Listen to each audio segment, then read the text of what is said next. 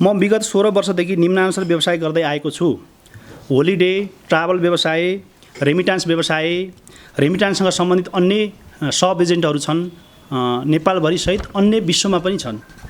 अनि गएर मेरो हार्डवेयर, एक्सपोर्ट इम्पोर्ट, सेनिटाइज सम्बन्धी सप्लायर डाइरेक्ट छ, त्योसँग सम्बन्धित 4 वटा गोदाम छन्। अनि एउटा तपाईँको आउटलेट छ है। त्यसपछि सँगसँगै रियल इस्टेट र सहकारी पनि म आफै स्वयं, यसमा कुनै कोही समूहगत रूपमा कोही पनि मेरो व्यवसायिक पार्टनर छैन, म स्वयं गर्छु, म स्वयं नै संलग्न हो।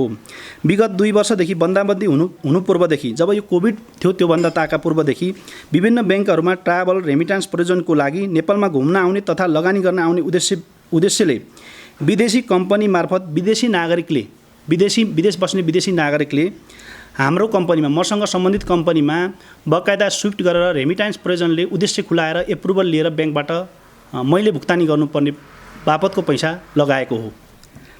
त्यसपछि गएर अर्को 3 नम्बर बुदामा के छ भने, सो रकमलाई राष्ट्र ब्याङ्कले खाता रोक्का गरी छानबिन गर्न सिआईमा पठाएको थियो। मलाई बिना कुनै जानकारी, म त मेन सम्बन्धित मान्छे म हो, व्यवसाय गर्ने म हो, मसँग कुनै जानकारी नलिई कुनै पनि सोधपुछ नगरी सिआईमा पठाउनु भयो राष्ट्र ब्याङ्कले। त्यसपछि गएर 4 नम्बरमा के गर्नुभयो भने, सिआईबीमा अनुसन्धानको सिलसिलामा म गएँ, स्वयं उपस्थित भएँ, लामो समयसम्म म जाँदै गरेँ आउँदै गरेँ। त्यसपछि उहाँहरूले कुनै पनि त्रुटि नदेखेपछि त्यो फाइल सम्पत्ति शुद्धिकरणमा मनी लाउन्ड्रिङ केसमा पठाइदिनु भयो। त्यसपछि मनी लाउन्ड्रिङ केसमा पनि सम्पत्ति शुद्धिकरणमा अनुसन्धान गर्दै गर्नु भएको छ, अहिलेसम्म पनि गरिरहनु भएको थियो। मलाई पनि बोलाउनु भयो, मैले पनि शनाखत गरेँ, डकुमेन्टहरू आए बे सबै बुझाएँ। त्यसपछि 5 नम्बरमा सम्पत्ति शुद्धिकरण विभागले अनुसन्धान गर्ने सिलसिलामा कुनै कमी कमजोरी अनुसन्धानको सिलसिलामा देखाउने कुरा त्यो मलाई पनि थाहा भएन, उहाँहरूलाई थाहा होला। त्यसमा कुनै कमी कमजोरी नदेखिएको खण्डमा मलाई राष्ट्र ब्याङ्क बापतका आफै रोक्नुभएका खाता बाहेकका सम्पत्ति शुद्धिकरणले रोकेका खाताहरू योभन्दा 8-9 महिना अगाडि नै खोलिदिनु भयो सम्पत्ति शुद्धिकरणले। त्यसपछि गएर राष्ट्र ब्याङ्कले आफ्नै मनमर्जीले मेरो पैसा भएको खाताहरू आफ्नै भित्रको नियम लगाएर रोक्नु भएको रहेछ। 7-8 वटा कम्पनीका खाताहरू ब्ल्याकलिस्ट राख्नु भएको थियो। त्यसपछि उहाँहरूले सम्पत्ति शुद्धिकरणले फुकाको लागि पत्रचार गर्नुभयो। पत्रचार गरेपछि पनि गर्नुभयो कि इन्फर्मेसन पनि दिनुभयो राष्ट्र ब्याङ्कलाई। दिइसकेपछि उहाँहरूले फेरि अहिले आएर विगत 1 महिना अगाडि, लगभग 20-22 दिन अगाडि आएर उहाँहरूले सम्पत्ति शुद्धिकरणलाई फेरि आफूले रोकेका खाताहरू दिनुभयो, होइन हजुर। दिइसकेपछि अब त्यसपछि के भइदियो भने, त्यो बिचबिचमा अब म जाने कहाँ त, मैले त पीडा पाएँ, दुःख पाएँ। 2 वर्षदेखि लामो समयदेखि घर खेत सबै तपाईँको लिलामी हुन लाग्यो। आफ्नो व्यवसाय पनि चौपट भयो, स्टाफहरू छ 60-70 जना, तिनीहरू पनि तपाईँको पे गर्न सकिएन, उनीहरूको स्यालेरी, 3-4 ठाउँको युनिटहरू अफिसहरू बन्द गरेँ। त्यो बिचमा तपाईँको मलाई एकदम मानसिक रूपमा तनाव भयो। अब रुने कराउने त्यस्तै किसिमको पीडा भइसकेपछि म हरेक अब ठाउँमा जानु पर्यो। सम्बन्धित अवस्था हजुरहरू पनि अब अहिले त मलाई फिल भयो क्या, यत्रो मान्छे रहेछ, यत्रो मिडियाकर्मी रहेछ, साथीहरू रहेछ, म हाल्ने भए, इभन म दुःख नभएको भए, म फ्रड भएको भए, कुनै स्क्यामिङ त्यस्तो नराम्रो भएको म पहिले नै आउँथेँ होला नि त। म जानुपर्ने ठाउँमा मैले दुःख पाएँ, पीडा पाएँ भनेर तपाईँहरू कहाँ आउनुपर्ने ठाउँमा आफै राष्ट्र ब्याङ्कले आफै के भन्छ, धामी पनि आफै झाँक्री पनि आफै बोक्सी के भने जस्तो गरिदिनु भयो। उहाँहरूले उल्टो सहयोगीको भूमिका खेलेर मलाई सहयोग दिनुपर्ने ठाउँमा अनेक इल्जाम लगाएर फेरि डकुमेन्ट सम्पत्ति शुद्धिकरणलाई पठाउनु भयो। पठाइसकेपछि त्यो बिचमा सम्पत्ति शुद्धिकरणले अनुसन्धान गर्यो, सबै डकुमेन्ट मगायो। उताबाट जुन त्यो विदेशको निकायबाट उहाँलाई पैसा फर्काउनु पर्ने उहाँहरूलाई क्लेम गरेको छ भन्यो नि मलाई, जुन उता विदेशको निकायमा। अनि उहाँहरूबाट पनि बुझेर सम्पत्ति शुद्धिकरण निकायले सम्बन्धित अनुसन्धान गर्ने निकाय त त्यो हो नि त, व्यक्तिको बारेमा मेरो बारेमा गरिसकेपछि उहाँहरूले मलाई यो 2टा खाताहरूमा चाहिँ रोक्नु नपर्ने, अरू खातामा अनुसन्धानको सिलसिलामा रहेको कारणले भनेर पठाउनु भयो। फाइल जेनेरेट गरेर बकायदा 20-25 मैले प्रत्येक दिन गइरहेको छु त्यहाँ।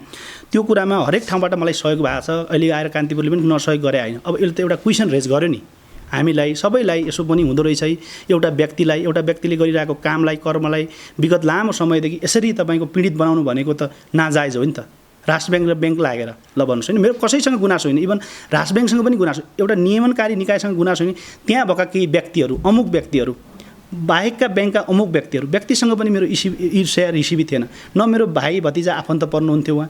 अनि जाने कहाँ त गइसकेपछि मैले अहिलेसम्म जुन इल्जाम लगाएँ, यो इल्जामको विषयमा अथवा आक्षेपको विषयमा एकदम भरमा भएको। न मन्त्रीज्यूसँग मेरो टेबल टु टेबल भेट छ, न उहाँसँग फोनमा कम्युनिकेसन भएको छ, न कोही सम्बन्धित व्यक्तिसँग गएर मैले मन्त्रीज्यूलाई भेटेको छु ल भन्नुहोस् होइन। गएपछि अन्तिम विकल्प के भने मैले निवेदन राखेँ, सबै ठाउँ गरेँ, राष्ट्र ब्याङ्कमा गयो, हरेकचोटि गयो। गभर्नर साहबले 2 वर्षदेखि एकचोटि पनि भेट्न दिनुभएको छ। म त व्यक्ति हो नि, त्यो त इन्स्टिट्युसन हो नि त हजुरको। मेरो ठाउँमा कुनै ब्याङ्कहरू 27वटा वाणिज्य ब्याङ्कहरू विकास ब्याङ्कहरू गएर सिइओ अथवा चेयरम्यान डिरेक्टरले भेटाए भए उहाँले एकछिनमा टाइम दिनुहुन्थ्यो। तर म व्यक्तिलाई यति किसिमको तपाईँको अपहेलना गर्नुभयो, त्यो भोलि भविष्यले बताउला। उहाँहरूको पनि सन्तान होला, सधैँ त त्यहाँ बस्ने होइन नि त। उहाँ त हिजो कर्मचारी भएर कसै न कसैको नियुक्ति पत्र खाएर बस्नुभयो, हाम्रै काम गर्न बस्नुभयो नि त। व्यक्तिलाई त झन् प्रायोरिटी दिएर गर्नुपर्ने ठाउँमा मलाई अहिलेसम्म भेट्नु भएको छ। इभन हिजोदेखि अस्तिदेखि हिजोको दिनसम्म म रेगुलर राष्ट्र ब्याङ्कमा धाइरहेको छु। मलाई अब यो पैसाको माया होइन, मेरो ज्यानको माया भयो क्या। म मर्थेँ हेर्नुहोस्, लामो समयदेखि यत्रो वर्षदेखि मेरो लोन छ 12 करोडदेखि, हरेक ब्याङ्कमा छ, गाडीहरू बेचियो, घर धन्दा। अरू मान्छेले सुन्दाखेरि त ओहो यो मान्छेको यस्तो पो रहेछ, यो त खत्तम मान्छे रहेछ भन्ने कति किसिमको आयो होला। साथीभाइसँग पैसा लिएँ, चलाएँ, भने बेला साथीभाइको तिर्न सकिएन होइन। पैसा त छ नभएको होइन, ब्याङ्कमा गयो, साग किन्न खोज्यो, साग किन्नलाई पैसा निकाल्न खोज्यो, 500,000 रुपियाँ कुनै खान मन लाग्यो तर निक्लिँदैन। त्यो के अर्थ, केही मिनिङफुल छ हजुर भएको? एकछिन होइन त, 2 महिना 3 महिना 2 दिन होइन, 2 वर्षदेखि ल भन्नुहोस्। विगत म 16 वर्ष अब व्यवसाय गर्न लागेको। अब आएर यो केसमा न चिन्जान न केही, म त एउटा सेवाग्राहीको रूपमा मन्त्रालय गएर निवेदन दिएँ। निवेदन दिएपछि उहाँले बुझेर तोक लगाएर सचिवज्यूले पठाइदिनु, के कति कारणले रोकेको भनेर पठाइदिएपछि, मन्त्री त मेरो मन्त्री होइन नि हजुर, म कुनै पार्टीको, सबै हाम्रो नेपालको मन्त्री हो। हिजो कुन पार्टी के पार्टी हो छोडिदिउँ। अब उहाँलाई खानु नपिउनु मन्त्रीदेखि लिएर सचिव अरूको किन नाम जोडाउने? काम गर्ने ब्याङ्कले, राष्ट्र ब्याङ्कले, त्यहाँका केही व्यक्तिहरू मिलेर प्यारालली उनीहरू मेलमिलाप गरेर म एउटा व्यक्ति, सामान्य व्यक्ति, गरी खाएको व्यक्तिको पछि लागेर मलाई बिगार्न खोज्दै हुनुहुन्छ भने एउटा देशको मन्त्रीले भन्ने कि नभन्ने त्यो मलाई थाहा छैन। भन्नुभयो, लेख्नुभयो, त्यो पनि मलाई जानकारीको विषय भयो नि त। उहाँहरूको अनुसन्धानको दायरालाई के गर्दै गर्नुहुन्छ। लामो समय म होल्डमा भएँ। त्यो विषयमा अब अर्थमन्त्रीको नाम जोडेर कान्तिपुरको हेडलाइनमा अब उजागर भयो नि त यो विषय त। म हो नि त सम्बन्धित, मेरो प्रोपर्टी हो, मेरो राइट हो, मेरो सम्पत्ति हो होइन। मैले लिन पाउनुपर्छ, नेपालको कानुन सम्पत्तिको राइट छ नि त, छैन र? अब आएर बिचमा मन्त्रीज्यूले खाने भए, गर्ने भए, खाएको थियो भने त 40 करोड होइन नि, 40 अरब हुन्थ्यो होला अथवा 4 अरब हुन्थ्यो होला। त्यस्तो पनि लेख्ने एउटा पत्र त्यो लेख्यो, म एकदम धन्यवाद आभारी छु। तर अब यो विषय आयो नि त, यो कारणले गर्दा हामी जस्ता युवा व्यवसायहरू गर्ने, मैले अहिलेसम्म सुन्नु होला कुनै ब्याङ्करसँग, कुनै सिओसँग, कुनै डिरेक्टरसँग, कुनै राष्ट्र ब्याङ्कको मान्छेसँग अथवा अन्य निकायसँग पनि मेरो चिन्जान भएर अहिलेसम्म नमस्ते पनि गरेको छैन। हेर्नुहोस्, अब यो नगर्नुको त मेरो पनि कमजोरी भयो। मैले गल्ती केही छैन, म काम गर्दै गएँ। जिरो असमबाट आएको मान्छे ग्रासरुटबाट आइयो, माथि गयो, 1 को 100 बनायो, 100 को 1000 लाख करोड बनाइयो। त्यो मेरो कमजोरी होइन नि त, देशमै भएको कुरा हो नि त। देशमा भएको इन्कम बाहिर गयो, त्यो हेर्नुपर्ने ठाउँमा कहाँबाट कसरी बाहिर तपाईँको म्यानिपुलेट भएर बाहिर पैसा भइरहेछ, क्रिमिनल कुन भइरहेको त्यो हेर्नुपर्ने ठाउँमा बाहिरबाट आएको पैसा फटफट आँखा हेरेर पृथ्वी शाह आयो, यसको नागरिकता 26,546, असमको मान्छे फटफट। ल हेर्नुहोस्, मेरो त गरेँ व्यक्तिगत रूपमा म ईर्ष्या भएर रिसिभ मैले गरिखाएको देख्न सक्नु। मेरो भाइ व्यवसायसँग जोडिएको छ, सँगै उसको पनि फर्म छ। अनि आमा बाउको के गल्ती, बिचरा आमा बाउको 2-3 लाख रुपियाँ भएको एकाउन्टमा, ल बुढेसकालको आमा बाउ 80 वर्षको के गल्ती ल भन्नुहोस् त। हुँदा मेरो सँगसँगै मेरो साथीहरूलाई पैसा पठाएको छ, जग्गा किनेको, उहाँहरूको शुद्ध तपाईँहरूलाई मैले लेनदेन गर्न नमिल्ने हुन्छ, कसैलाई मैले पैसा हाल्ने इक्जाम्पल मान्नुहोस्, मेरो कारोबारको छ, उसको शुद्ध रोकिदिएको छ बिना कारण। ल भन्नुहोस्, एउटा मान्छेलाई दुःख दिने पनि, पीडा दिने पनि मान्छेलाई के गर्ने? अनि मान्छे नमरेर के गर्छ यो देशमा? गर्ने केही अवसरै छैन, के गर्ने भने औषध? अनि मान्छे कहाँ जाने? म अन्तिम विकल्प भएर यसरी आउनेवाला पनि थिइनँ। कान्तिपुरले न्युज क्रिएट गरेर आफै एक शब्द सोध्नु पर्थ्यो, म यहीँ थिएँ, मेरो अफिसमा आउनु पर्थ्यो, घरमा आउनु पर्थ्यो, अन्य अफिस बन्द छन्, एउटा त बसिरहेको छु, सोध्न सक्थ्यो नि त। तपाईँहरूबाट मेरो गल्ती छ भने अहिले पनि तपाईँहरूले यहीँ मलाई पिट्दा कारबाही गर्दा म भागीदार हुने मान्छे। हेर्नुहोस्, म त्यो खाएर यो पैसा कमाएर म ठुलो भएर के छ र? एक दिनको जिन्दगी हो, कोभिडमै मर्यो भने मरिन्थ्यो होला होइन र?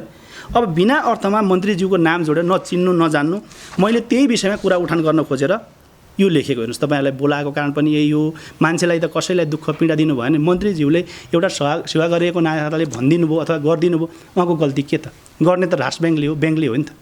अब उनीहरू बिचमा मजाले ग्रिप बानेर बसेका छन्, कहिले आउँछ र कहिले झर्छ र यसलाई कहिले ग्रिपमा पार्नुपर्छ भन्ने उहाँहरू लागिरहने।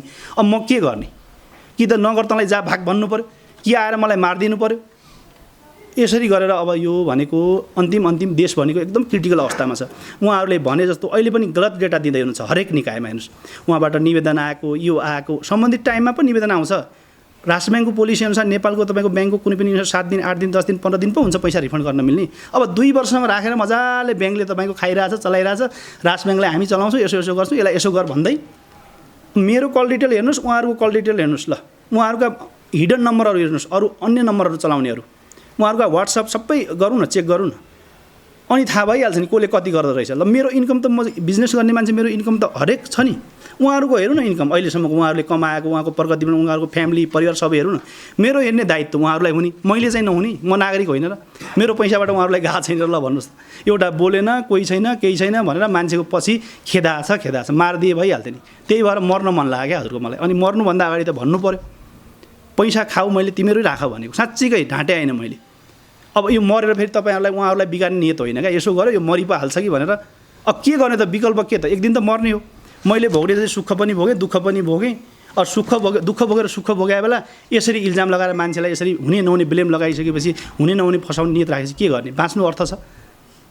त्यो कारणले मैले यो अन्यथा सबै कुराहरू एकदम भरमापको हेर्नुहोस् होइन।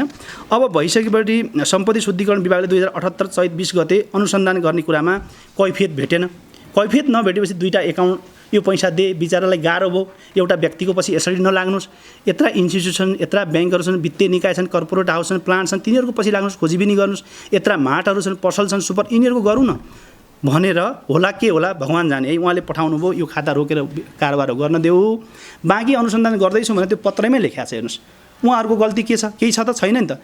अनुसन्धान गर्ने निकायले कारबाही गर्ने निकायले यो कारोबारमा केही छैन खोल्दै भन्दाखेरि अब होइन हामीले त यो हाम्रो नियम छ, छुट्टै नियम के चाहिँ भयो ल भन्नुहोस् त। मलाई लगाउनु पर्ने, मेरो खाताहरू रोक्नुपर्ने, मलाई ब्ल्याकलिस्ट गर्नुपर्ने, देशमै मर भन्नुपर्ने स्थिति ल्याउनु पर्ने, उहाँहरूको के चाहिँ मैले गरेको छु बिगारेको छु त। कि त काम नगर, त पैसा नल्या भन्नु पऱ्यो विदेशबाट, हामी जस्ता युवा व्यवसायलाई नगर भन्नु पऱ्यो। यही कारण हो हजुर अहिले यो देशमा यो क्राइसिस भएको, विदेशबाट तपाईँको रेमिटान्स नआएको, ब्याङ्किङ ट्रान्जेक्सन नभएको, इलिगल वेबाट 2 नम्बरबाट अरू देशमा पैसा मुभ भएको यही कारण हो। यिनीहरूको कारण यस्तो त्यो कर्मचारीहरू हुन्छन् नि, अलिकति लङ भिजन हुनु पऱ्यो नि कर्मचारीसँग। कुरा गरौँ उहाँहरूसँग, म फेस टु फेस कुरा गरेको 1 घन्टा 5 मिनटमा एकदम रेगुलर रूपमा बोलेको, उहाँहरूसँग मिटिङ गरेँ 3 चोटि, सुनवाई छैन। अनि बेकारमा बिना खानु नपिनुको अर्थमन्त्रीले यदि खाने भए, अर्थ सचिवदेखि अन्य निकायले खाने भए किन 4 करोडको पछि लाग्नुहुन्थ्यो, 12-14 करोडको पछि किन लाग्नुहुन्थ्यो ल भन्नुहोस् त। अरबौँको हुन्छ होला चलखेल, ब्याङ्कदेखि इन्स्टिट्युसनदेखि यिनीहरूको आफ्नै भित्रभित्र कति हुन्छ चलखेल। एउटा सामान्य मान्छेलाई अब यो हेर्नुहोस् त, देख्नु भएन यो हालतमा 2 वर्षदेखि। अब मेरो त्यो घाटा त भयो, यहाँ उहाँहरूले रिकभर गर्न सक्नुहुन्छ त ल, कसैले सक्छ त। 12 करोडको ब्याज कति भयो ल भनिबक्छ त। त्यो त ब्याङ्कसँग व्यक्तिको 2 देखि 2.5 करोड व्यक्तिको पैसा लिएको छु मैले। अनि 12 करोडको ब्याज त अहिले म यहाँ बसिरहेको छु, बोलिरहेको छु, मेरो पैसा ब्याज कटिरहेको छ, ब्याङ्कले छोड्छ। कतिसम्म दुःख ल भनिबक्छ। मलाई कारोबार गर्न देऊ न, ए प्रभु म खुट्टा झुन्छु, दिनकै आउँछु, मेरो कानसम्म उठबस गरेर टोइलेटमा थुनेर राख भन्दाखेरि पनि साँच्चै एउटा मानवता हुँदैन।